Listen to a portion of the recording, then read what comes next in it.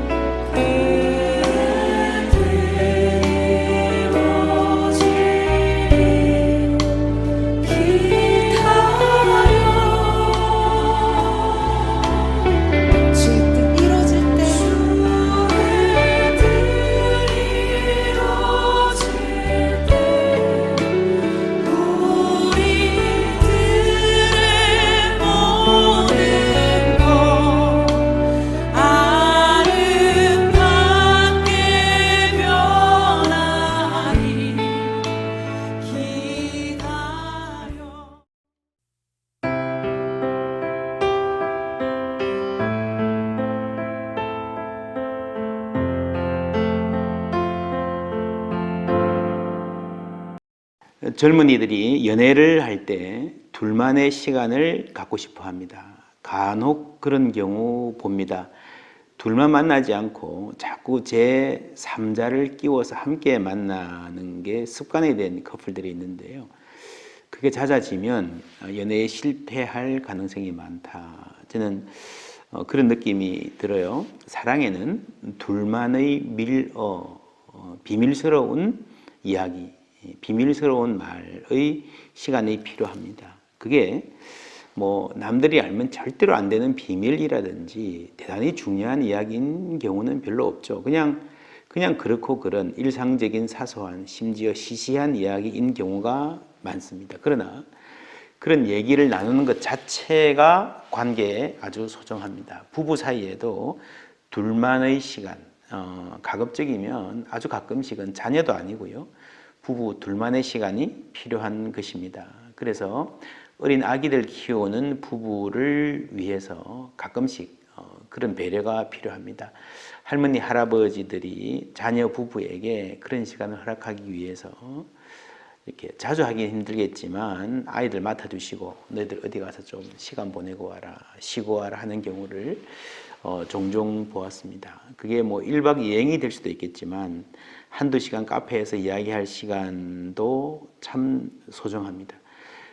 제가 교회를 개척해서 섬길 때에 초기에 고등학생 부모들이 좀 있었는데 아기 키우는 젊은 부부들을 위해서, 후배 부부들을 위해서 둘이 나가서 영화 보고 올 시간 확보해 주기 위해서 우리가 아기들 봐줄게 그랬던 기억이 있습니다. 뭐 1년에 한 번이라도 참 좋은 시간, 참 좋은 기억입니다. 사랑하면 둘만의 시간, 둘만의 대화를 원하게 되어 있습니다. 그게 정상이고 자연스러운 것입니다. 남들과 함께 만나는 시간은 많은데 둘만의 시간이 좀처럼 없다면 이게 기도로 비유하면요, 공적인 기도만 있고 함께하는 기도만 있고 하나님과 나만의 은밀한 기도는 없는 경우라고 볼 수 있겠죠. 예수님 말씀입니다. 너는 기도할 때에 내 골방에 들어가 문을 닫고 은밀한 중에 계신 내 아버지께 기도하라.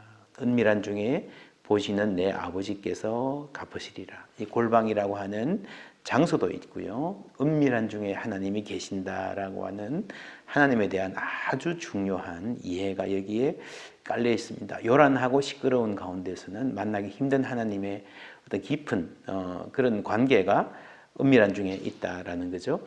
갚으시리라, reward, 상을 주신다는 말입니다.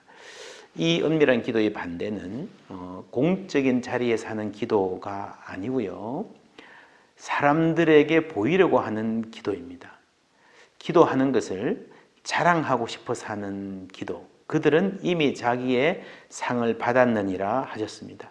사람의 칭찬, 사람에게 좋게 보이려고 하는 것이 의도였다면, 그런 기도였다면 이미 칭찬은 받았기 때문에 하나님으로부터 받을 상은 없다라는 말씀이죠. 그러면 은밀한 중에 기도하면 상을 주신다 그랬는데 무슨 상일까? 무슨 reward, 무슨 보상일까? 잘못 생각하면요, 기도를 어떤 다른 상을 받기 위해서 공로를 쌓아가는, 내가 이만큼 기도했으니까 하나님이 나에게 이만큼 상 주셔야 된다라고 하는 하나님을 빚쟁이로 만드는, 그래서 기도가 하나님께 내밀 청구서에 시간을 쌓아가는 그런 느낌으로 다가가야 된다는 것은 아닙니다. 물론 하나님께서 자기를 찾는 이들을 기뻐하시고 예배하고 기도로 나아가기를 즐기는 이들에게 리워드, 상 주시는 분이심은 분명합니다. 히브리서 11장 6절, 믿음이 없이는 하나님을 기쁘시게 하지 못하나니 하나님께 나아가는 자는 반드시 그가 계신 것과 그가 자기를 찾는 자들에게 상 주시는 이심을 믿어야 할지니라. 하나님을 기쁘시게 하는 사람은 하나님이 우리에게 좋은 것을 주시는 분임을 믿어야 됩니다.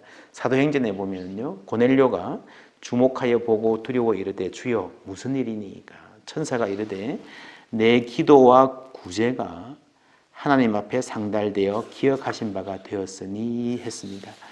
고넬료에게 하나님이 나타나시고 하나님을 알려주시고 그 가족이 다 구원받게 하시고 하나님 구원사에게 귀한 쌀에게 쓰임받게 된, 그래서 오늘날 성경에까지 이름이 올라간 이 큰 복은 이 고넬료가 평소에 구제와 기도에 힘썼기 때문이다 라고 하신 이 성경 말씀도 이 하나님이 주시는 상급에 대한 아주 분명한 표현입니다. 기도에 상급이 있습니다. 무한한 은혜의 하나님이시기 때문에 하나님에게는 다양한 선물이 있고요, 다양한 상급을 주십니다. 그러나 그 상급의 중심에는 하나님을 아는 기쁨, 하나님의 사랑과 보호하심을 아는 데서 오는 든든함, 여유, 그게 샬롬이죠. 평안, 깊은 안식, 그런 것이 있습니다. 우리가 염려하지 말고 기도하라 그러는데 사실 걱정은요, 대부분 좀 지나고 보면은 그럴 필요가 없었던 쓸데없는 걱정이 많잖아요. 그런 데서 해방되는 자유도 하나님 주시는 아주 중요한 상급입니다. 시편 91편 1절에 지존자의 은밀한 곳에 거주하며 전능자의 그늘 아래 사는 자여라고 했습니다. 은밀하게 기도하는 사람은 다른 사람들이 모르는 하나님의 보호하심, 평안, 그리고 그 기쁨을 알고 그 샬롬, 그 만족이 점점 깊어지는 사람입니다. 그것이 기도하는 이에게, 은밀한 가운데 기도하는 이에게 주시는 가장 좋은 상급입니다. 이 상급에 따라서 지혜와 용기, 인내할 수 있는 힘도 따라옵니다. 그것도 상급입니다. 남들에게 보이려고 하는 기도에는요, 하나님을 아는 만족도 없고요, 지혜와 용기, 인내도 따라올 수 없습니다. 다시 남녀의 데이트 이야기로 돌아가면 내가 저 사람을 몇 번 만나면 내 통장에 돈이 쌓일 거야, 뭐 그런 거 아니잖아요. 만남 자체가 목적이라야 그게 사랑입니다.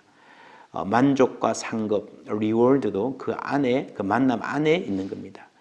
은밀한 기도의 반대는 공적인 기도가 아니라 사람에게 보이려고 하는 동기, 의도에 사는 기도라고 했습니다.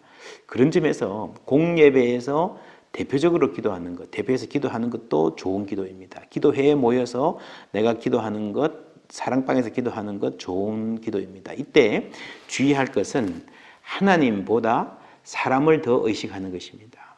우리가 사람이기 때문에 사람을 전혀 의식하지 않을 수는 없지만 하나님보다 사람을 더 의식하는 경우, 가끔씩 여러분 대표 기도 보면요, 저분이 기도를 하시나 설교를 하시나, 내가 뭔가를 청중들에게, 예배하는 회중들에게 알려주고 싶어서, 내 뜻을 전해주고 싶어서 설교하듯이 기도하는, 사람이 대상이 되는 그런 기도가 있는 경우가 많습니다. 내가 강조하고 싶은 말이 아무리 중요한 내용이어도 기도는 하나님을 향한 것이어야 한다는 것을 명심해야 됩니다.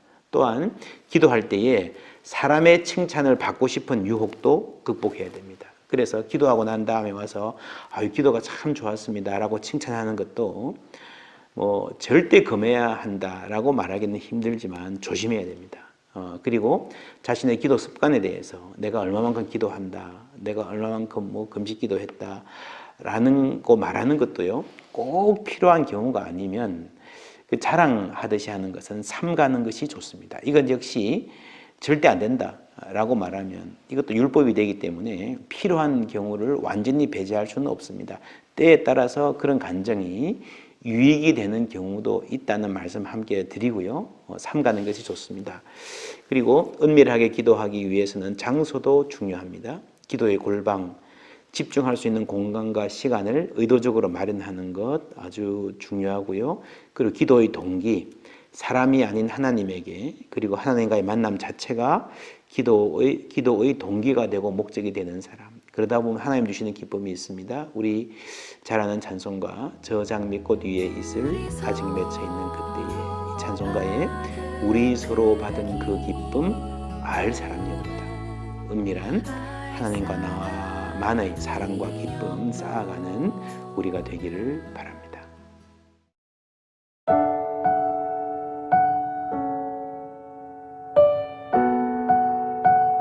오 주님, 당신과 홀로 대면할 수 있는 수많은 기회를 왜 제가 놓치는지 깨닫게 하소서.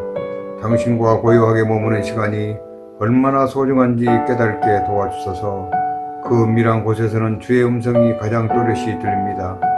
당신 앞에 온전히 정직하게 나아갈 때 그곳에서 주의 임재와 상급의 가장 큰 복을 누립니다. 주님, 당신에게 이토록 가까이 나아가게 저를 선택해 주시고 오직 주와 단둘이서 특별한 시간을 보내도록 초청해 주셔서 감사합니다. 저의 교만에 대해서는 죽고 오직 당신과 홀로 있는 시간을 기뻐하도록 도와주소서. 예수님의 이름으로 기도합니다. 아멘.